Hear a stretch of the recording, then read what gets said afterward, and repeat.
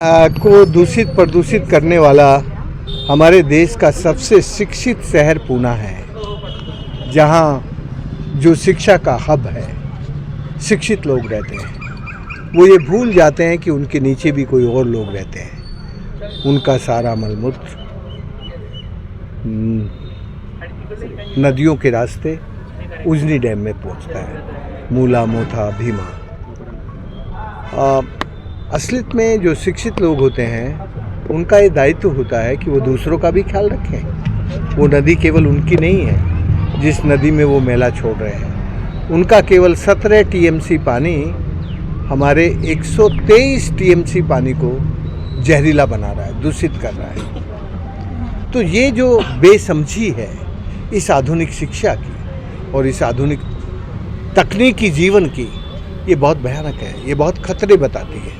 और अब जो नई तकनीकें आ रही हैं वो तो इससे भी ज़्यादा खतरनाक है। इसलिए मैं इतना ही कहूँगा अपने सोलापुर के सेठकारियों को कि वो प्राकृतिक खेती पे आए। खेती हमारी संस्कृति थी, उसको पुनर्जीवित करें। और यदि हम अपनी संस्कृति और प्रकृति को दोनों को जोड़ देंगे तो शायद हम फिर दोबारा से दुनिया को सिखाने के लायक बन सकते हैं। Really, we can make a global teacher for my country. पर जिस तरीके से, जिस अंधी दौड़ में हम आर्थिक विकास में, आर्थिक ढांचे में जा रहे हैं, ये आर्थिक ढांचा सचमुच बहुत खतरनाक है और मन को बहुत दुखी भी करता है, अंदर तक दुखी करता है। ये जो उजनी डैम के साथ हो रहा है ना, ये देश में बहुत सारे डैम के साथ हो रहा है। लेकिन हमारे देश को चलाने वाले, हमारे देश को जो अपने आप को ये मानते हैं कि हम चला रहे हैं, कौन चलाने वाला है मैं नहीं जानता, मैं उसको जानता नहीं, पर जो अपने आप को ये मानते हैं कि हम चलाने वाले हैं, उनकी आंखें बंद हैं। वो नदियों के साथ अन्याय कर रहे हैं। जो नदियां हम सब की हैं, हमारे राज्य की, समाज की, संतों की, महाजनों की, सबकी धरोहर है, उन नदियों के प्रति बेरुखी है, अनदेखी है, तालाबों के प्रति बेसमझी है, उसके कारण बांधों के प्रति बेसमझी है, उसके कारण हमारा जीवन खतरे में है। आप जानते हैं जल और हमारे जीवन का रिश्ता, हमारी हेल्थ और पानी, इन दोनों का बहुत गहरा संबंध है। यदि हम इस संबंध को समझकर नहीं जिएंगे तो हमारा भविष्य सुरक्षित नहीं है। लेकिन उजनी के पानी से तो कैंसर का भी धोखा होता है। बहुत ज़्यादा। अभी तो थोड़ा कम है,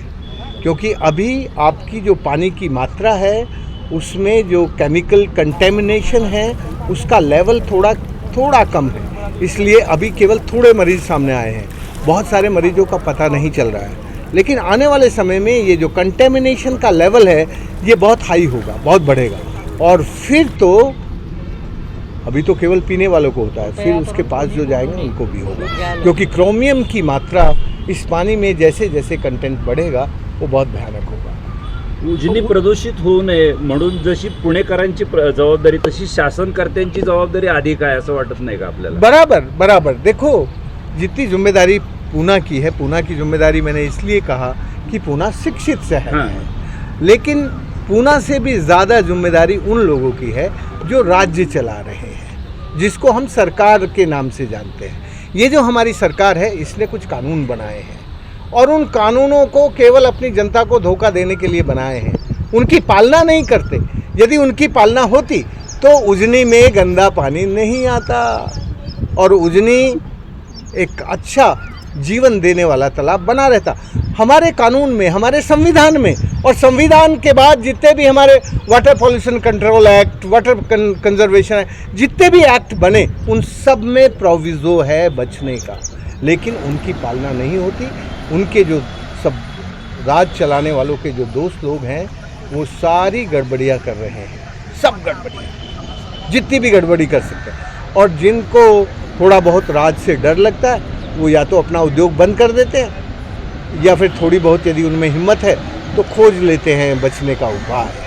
नहीं तो ये जिम्मेदारी, जब कोई कानून बन जाता है ना, तब समाज की कम रहती है, तब राज की जिम्मेदारी ज़्यादा होती है, क्योंकि कानून तो राज ने बनाया ना, तो जो बना रहा है वही पालना नहीं कर रहा, इसलिए जिम्मेदारी राज की भी है। उजनी का जो कार्यक्षेत्र है वहाँ कुछ कैंसर के केसेस बढ़े हैं, ऐसा कुछ आपका सर्वे हुआ है क्या इसके बारे में? कल हम लोगों ने एक पब्लिक मीटिंग की थी, 3 घंटे मीटिंग चली।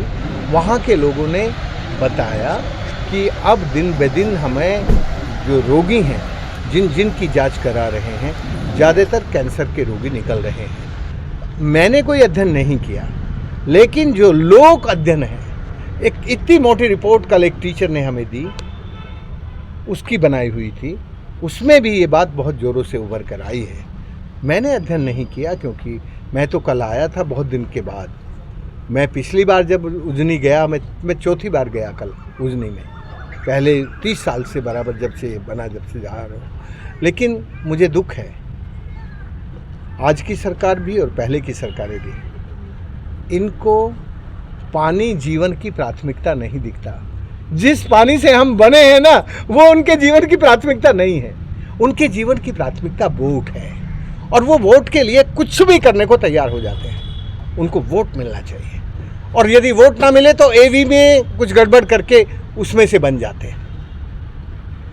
जो पुणे का मंगेशकर अस्पताल है, उजनी की वो पानी के बारे में जांच वहाँ चल रही है। पुणे मैं और नरेंद्र चुग कई बार जाके वहाँ के जो कैंसर डिपार्टमेंट है और जो दूसरे डिपार्टमेंट हैं उनके साथ बात की, और हमने कहा कि आप उजनी के चारों तरफ का एक अध्ययन करके ज़रा बताइए कि कैंसर का किस तरह से बढ़ाव आ रहा है। वो रिपोर्ट अभी हम पब्लिकली नहीं कर रहे हैं, पर हम आपको बता देंगे जैसे ही आएगी। हाल ही में इंडिया पाकिस्तान के हालात जो है तनावपूर्वक रहे हैं, उसके अंदर इंडस वाटर ट्रीटी जो है उसके बारे में भी फैसला लिया गया था। आप किस तरह से देखते हैं? देखिए, मैं इसको ऐसे देखता हूँ कि हर टीटी का रिव्यू 30 साल में होना चाहिए। हमें 60 साल हो गए, तो रिव्यू होना ही चाहिए।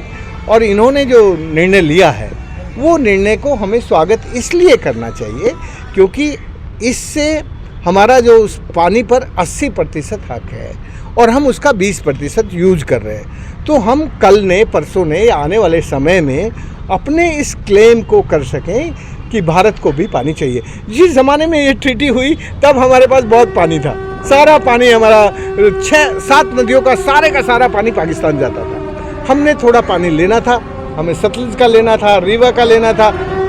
इस पानी को रोकने के लिए हमने भाखड़ा नागल बांध पाकिस्तान में बनाया, और उस वक़्त वर्ल्ड बैंक हम पर दबाव डाल रहा था कि आप इस ट्रीटी को करो, साइन करो, नहीं तो हम पैसा नहीं देंगे। उस वक्त ये ट्रीटी जो बनी, उसको मैं गलत तो नहीं कहना चाहता क्योंकि मुझे कोई हक नहीं है गलत कहने का, बट उस वक्त में शायद हमने अपने बातों के लिए मजबूरी में साइन किया होगा, नहीं तो भारत ने कभी ऐसी 80-20% पे ट्रीटी पे साइन नहीं किया।